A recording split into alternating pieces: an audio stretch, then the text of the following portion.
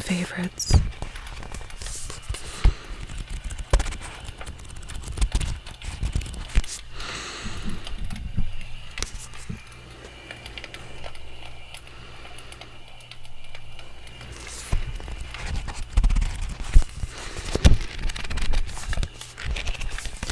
So let's see how many pages it is in total.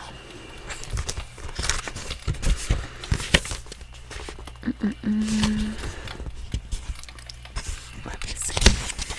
I feel like my nails are very like ghost story vibes.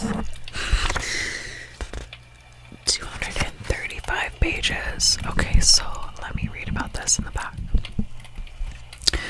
Who better to investigate the literary spirit world than the supreme connoisseur of the unexpected Roald Dahl?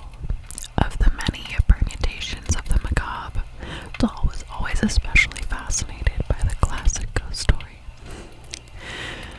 For this superbly disquieting collection, he selected 14 of his favorite tales by such authors as E. E. Benson, Rosemary Timperley, and Edith Wharton. So I'm excited. I love the cover, the fog, or the night sky, the moon, all the crows in the trees.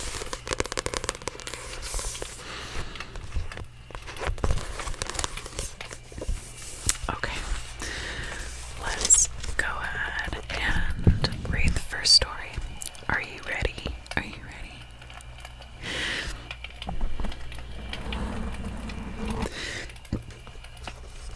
Roald Dahl Book of Ghost Stories. Okay. For James Kelly, it says. And then here's the acknowledgements page. Okay. Okay, so here's the table of contents. And we are going to skip the introduction for now. And we are going to read the first book, which is a story called W.S. It's literally just called W.S. by L.B. Hartley. Yeah. So W.S. has got to be someone's initials. Let's see what it's all about.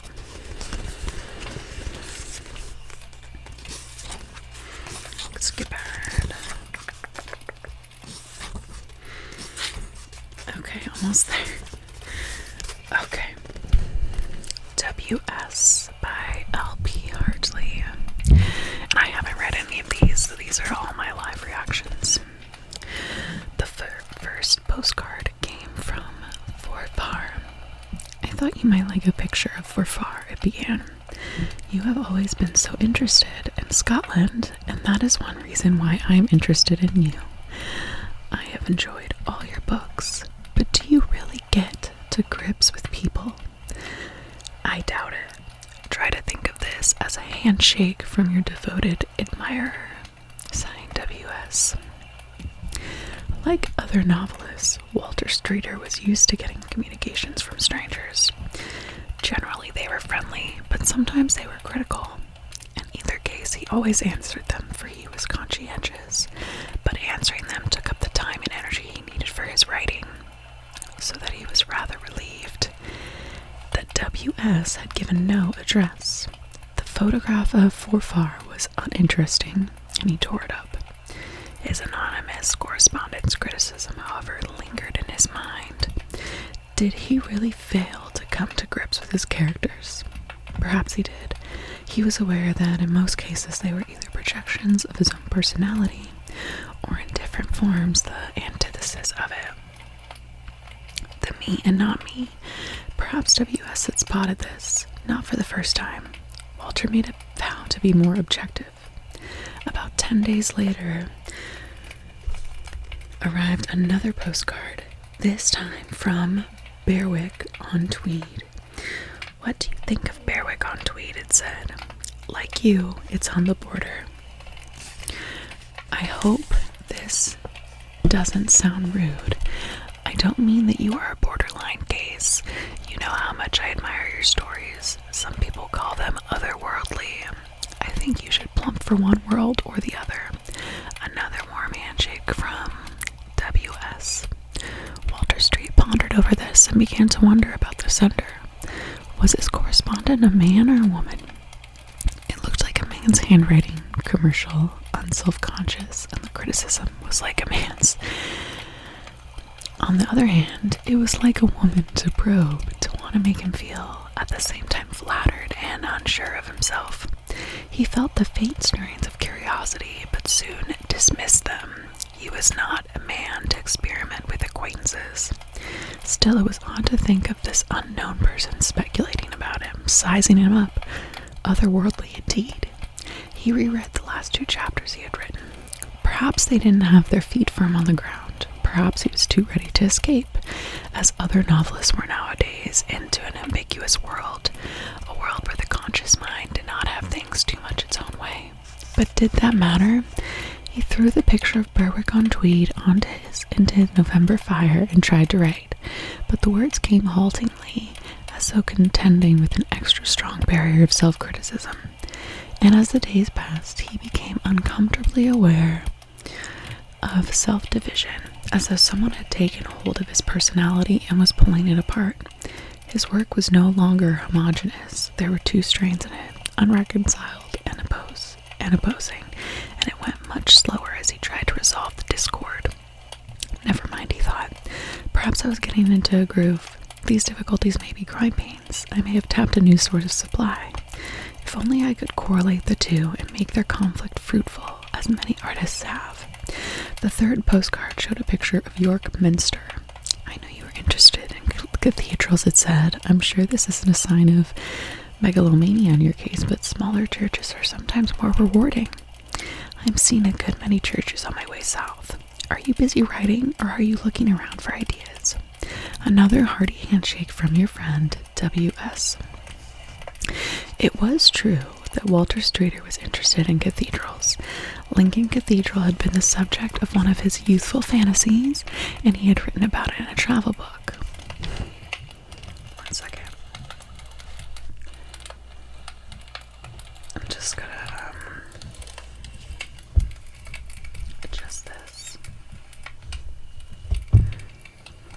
and get a sip of water.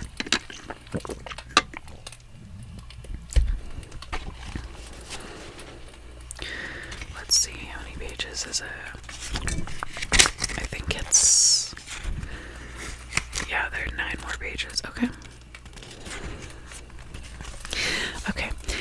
His youthful fantasies, and he had written about it in a travel book. And it was also true that he admired size and was inclined to undervalue parish churches. But how could W.S. have known that? And was it really a sign of megalomania? And who was W.S. anyhow? For the first time, it struck him that the initials were his own. No, not for the first time. He had noticed it before, but they were such commonplace initials. They were Gilberts, they were Moems, they were Shakespeare's, a common possession. Anyone might have them, yet now it seemed to him an odd coincidence, and the idea came to his mind. Suppose I have been writing postcards to myself. People did such things, especially people with split personalities. Not that he was one of them, of course. And yet there was this unexplained development, the dichotomy in his writing, which had now extended from his thoughts to his style, making one paragraph languorous with semicolons and subordinate clauses, and another sharp and incisive with main verbs and full stops. He looked at the handwriting again. It had seemed the perfection of ordinariness, anybody's hand, so ordinary perhaps to be disguised. Now he fancied he saw in its resemblances to his own.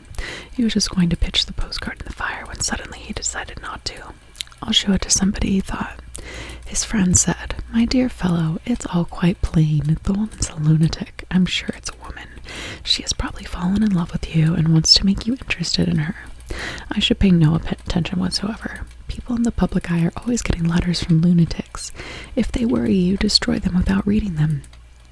That sort of person is often a little psychic, and if she senses that she's getting a rise out of you, she'll go on.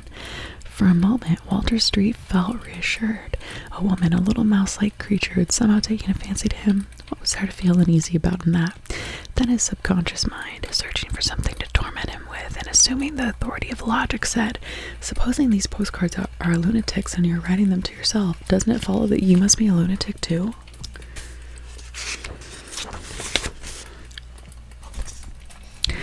He tried to put the thought away from him. He tried to destroy the postcard as he had the others, but something in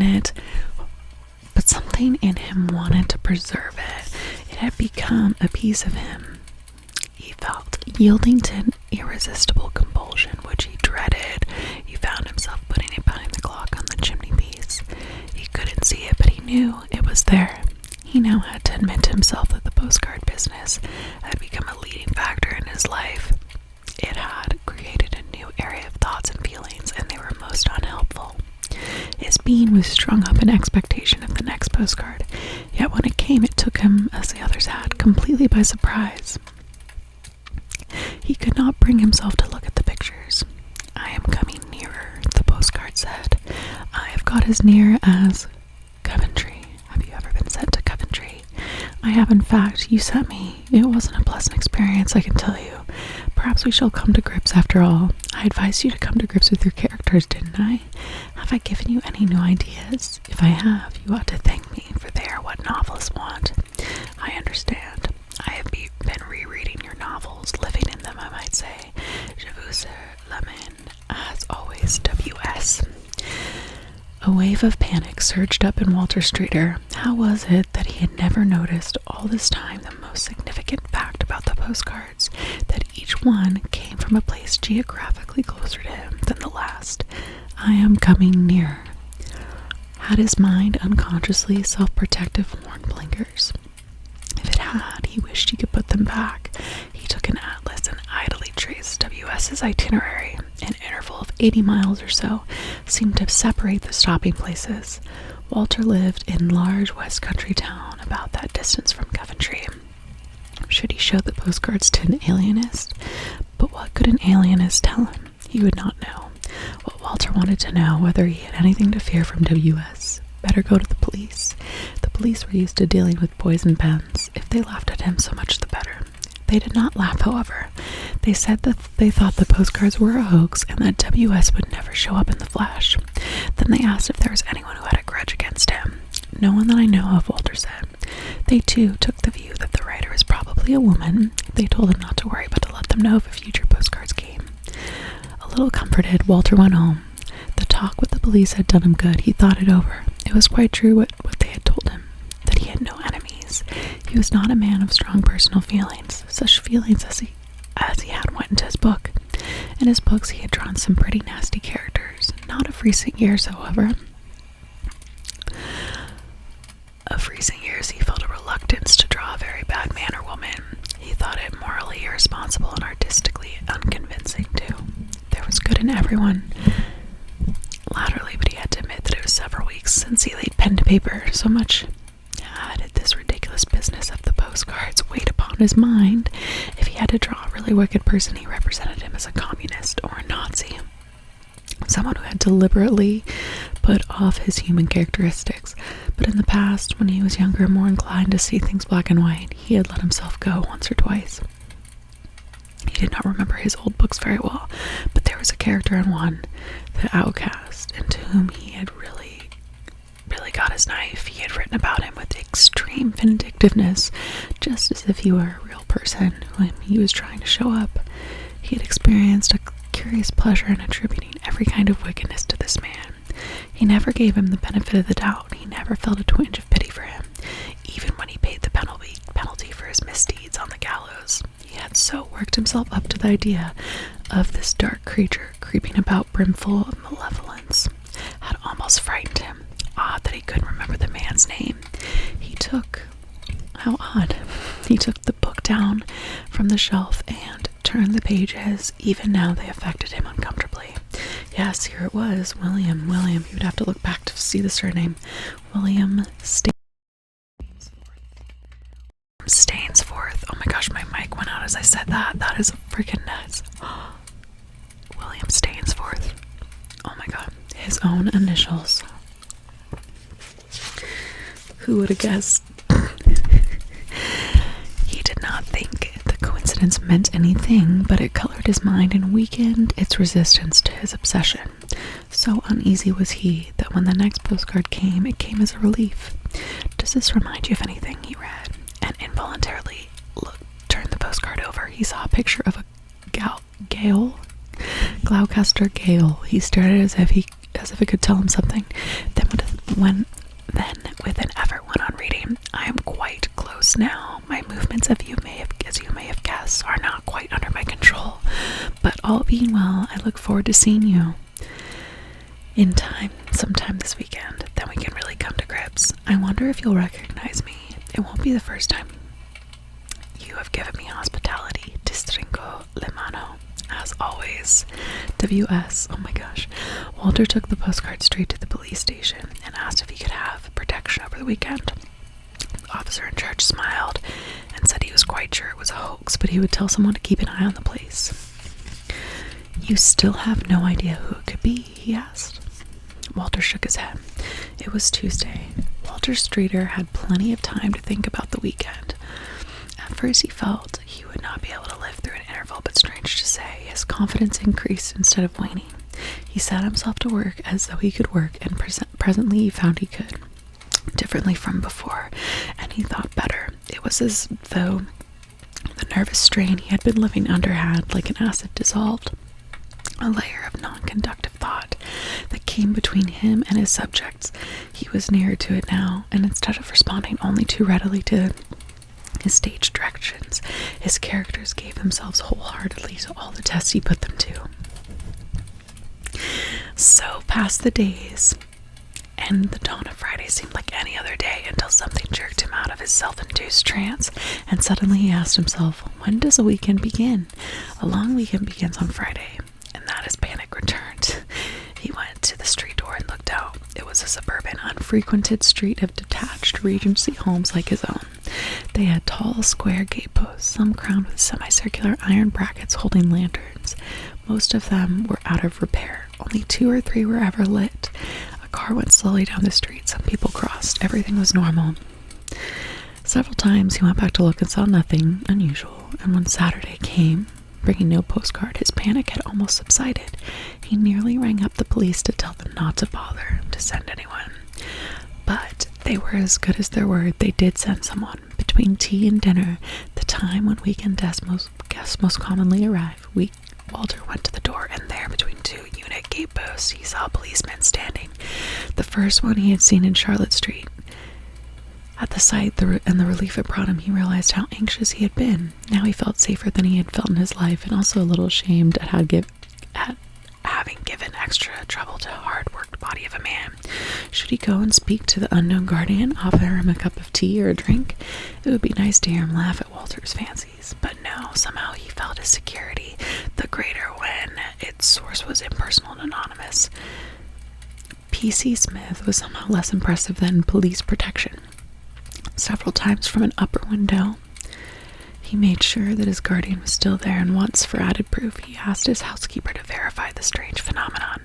Disappointingly, she came back saying she had seen no policeman, but she was not very good at seeing things, and when Walter went a few minutes later, he saw him plain enough. The man must walk about, of course. Perhaps he had been taking a stroll when Miss Kendall looked. It was contrary to his routine to work after dinner, but tonight he did. He felt so much in the vein. Instead, a sort of exaltation possessed him. The words ran off his pen. It would be foolish to check the creative impulse for the sake of a little extra sleep. On. They were right. Who said the small hours were the time to work? When his housekeeper came in to say good night, he scarcely raised his eyes. In the warm, snug little room, the silence purred around him like a kettle. He did not even hear the doorbell till it had been ringing in for some time.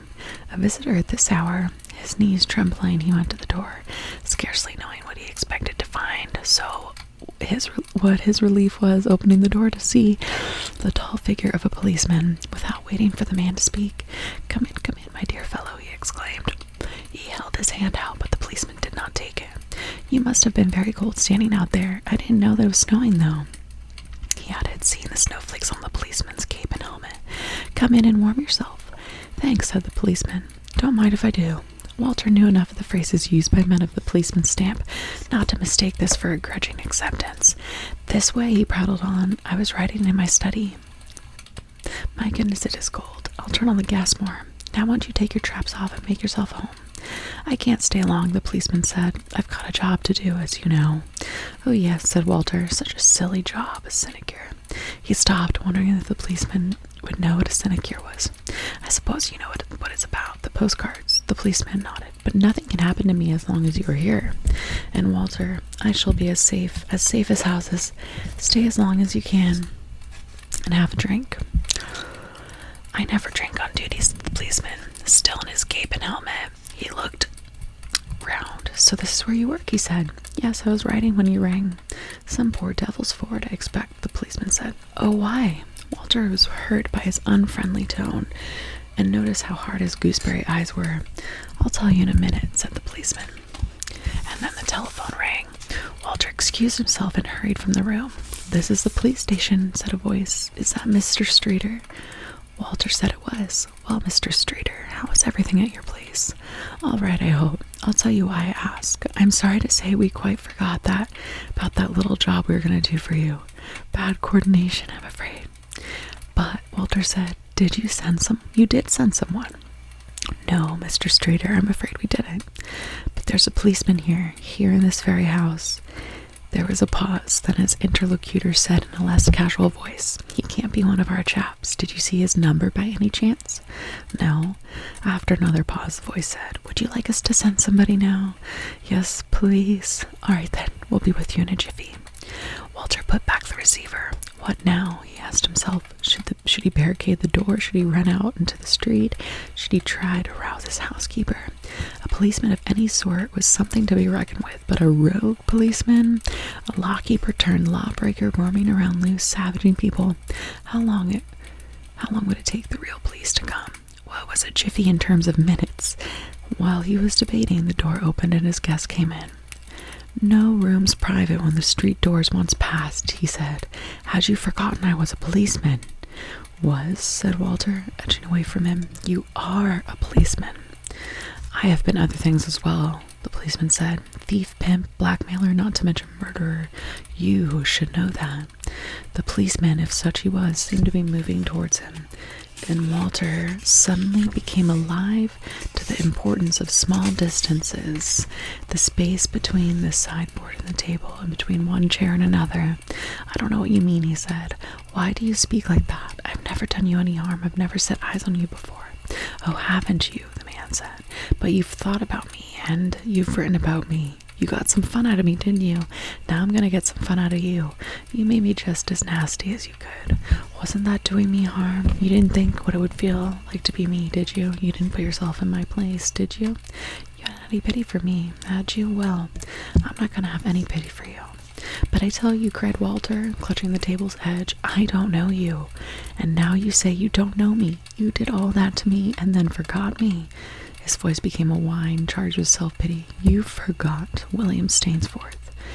"William Stainsforth!" "Yes, I was your scapegoat, wasn't I? You unloaded all your self-dislike on me. You felt pretty good while you were writing about me. Now, as one WS to another, what shall I do if I behave in character?" I don't know," muttered Walter. "You don't know," Stainsforth sneered.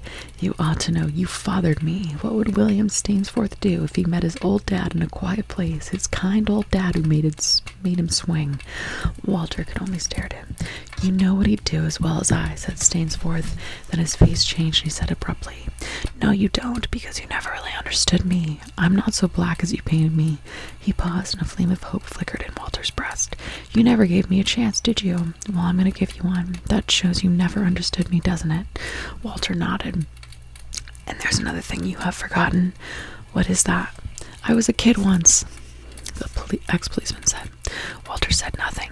"You admit that?" said William grimly. "Well, if you can tell me one virtue you ever credited me with, just one kind thought, just one redeeming feature." "Yes," said Walter, trembling. "Well, then I'll let you off. And if I can't, well, then that's just too bad. We'll have to come to grips, and you know what that means. You took off one of my arms, but I've still got the other. Stainsforth of the Iron Man, you called me. Walter began to pant. "I'll give you 2 minutes to remember," Stainsforth said. They both looked at the clock. At first, the stealthy movement of the hand paralyzed Walter's thought. He stared at William Stainsforth's face, his cruelty, crafty face, which seemed to always be in shadow, as if it was something the light could not touch.